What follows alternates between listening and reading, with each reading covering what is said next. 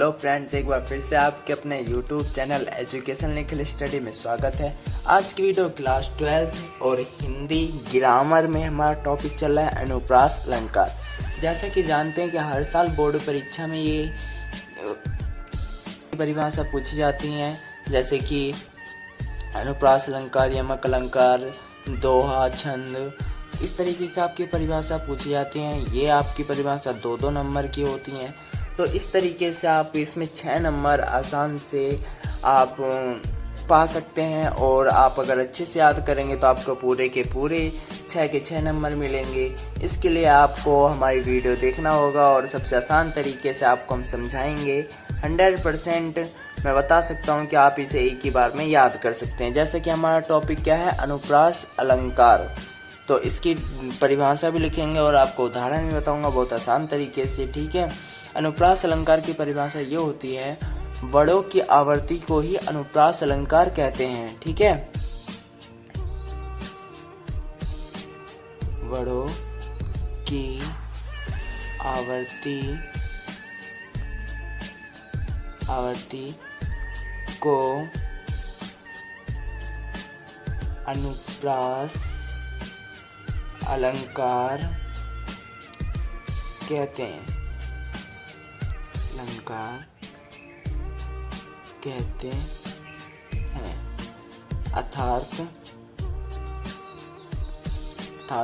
अर्थात मतलब कि इसकी हिंदी के वर्णों की आवर्ती को अनुप्रास अलंकार कहते हैं। अर्थात फिर उसके आगे लिखेंगे, जहाँ समान वर्णों की बार आवर्ती होती है,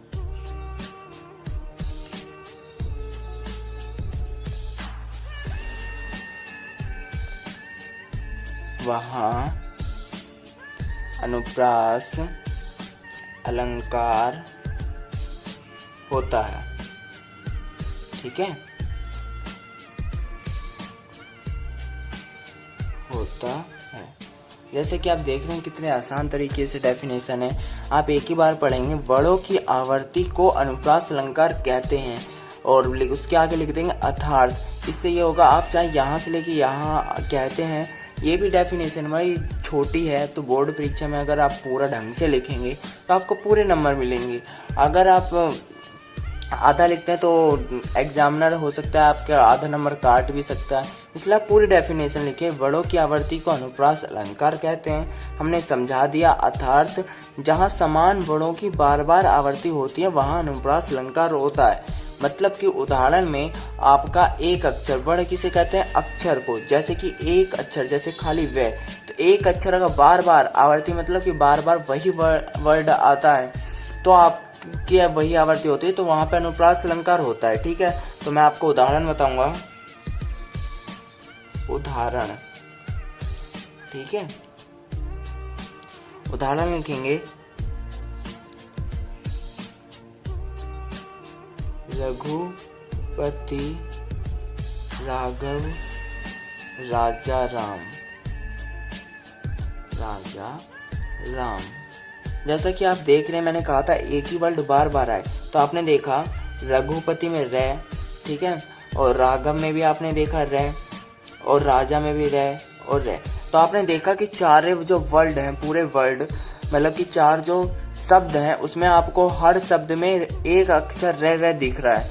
तो जाहिर सी बात है, यही उदाहरण कहना चाह रहा है कि एक ही वर्ड मतलब वर्णों की आवर्ती को अनुप्रास अलंकार कहते हैं। अर्थात जहाँ समान वर्ण बार बार आवर्ती होती है वहाँ अनुप्रास अलंकार होता है। उदाहरण है रघुपति राघव राजा राम, ठीक है।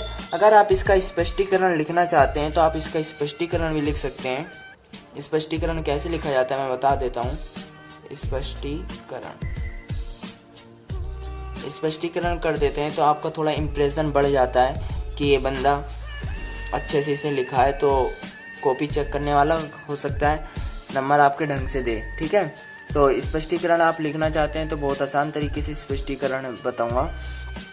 जैसे कि इसमें लिखा है, आपने देखा कि रघुपति राघव राजा राम, तो यही आपको लिखना है कि उदाहरण में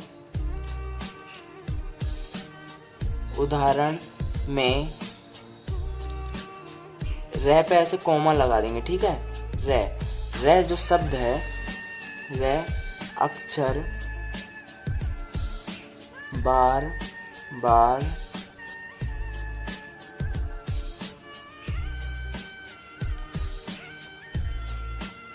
आ रहा है, ठीक है। आपको सिर्फ इतना लिखना, उदाहरण में आर्ज अक्षर जो है बार बार आ रहा है, यही आपका स्पष्टीकरण होता है। स्पष्टीकरण ये होता है कि मतलब कि पूरा उन टॉपिकों का निचोड़, मतलब कि पूरा। तो इस डेफिनेशन में हमने ये सीखा कि सिर्फ एक अक्षर जो बार बार आ रहा है उसे ही हम अनुप्रास अलंकार कहते हैं। तो स्पष्टीकरण में हमारा क्या आता है, रे शब्द, हमने रे लिख दिया है जिससे कि हमें पता चल के जाता है कि रे अक्षर बार बार आ रहा है, तो स्पष्टीकरण यही होता है। एक बार ये डेफिनेशन मैं तुम्हें दोबारा से याद करवा दे रहा हूँ, आप मेरे साथ रिपीट कर सकते हैं, आप फेयर कॉपी या रफ कॉपी में निकाल के इसे रख सकते हैं, ठीक है, जिससे कि आप आसानी से इसमें याद कर सकते हैं। अनुप्रास अलंकार, वर्णों की आवृत्ति को ही अनुप्रास अलंकार कहते हैं, अर्थात जहाँ समान वर्णों की बार बार आवृत्ति होती है वहाँ अनुप्रास अलंकार होता है। उदाहरण, रघुपति राघव राजा राम।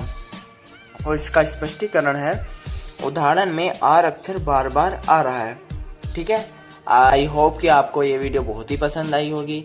अगर आपको वीडियो पसंद आई है तो लाइक करें, और यदि आप हमारे चैनल पर नए हैं तो सब्सक्राइब करें, और ज़्यादा से ज़्यादा इस वीडियो को शेयर करें, जिससे कि आपकी तरह और भी लोग इस वीडियो से फ़ायदा उठा सकें।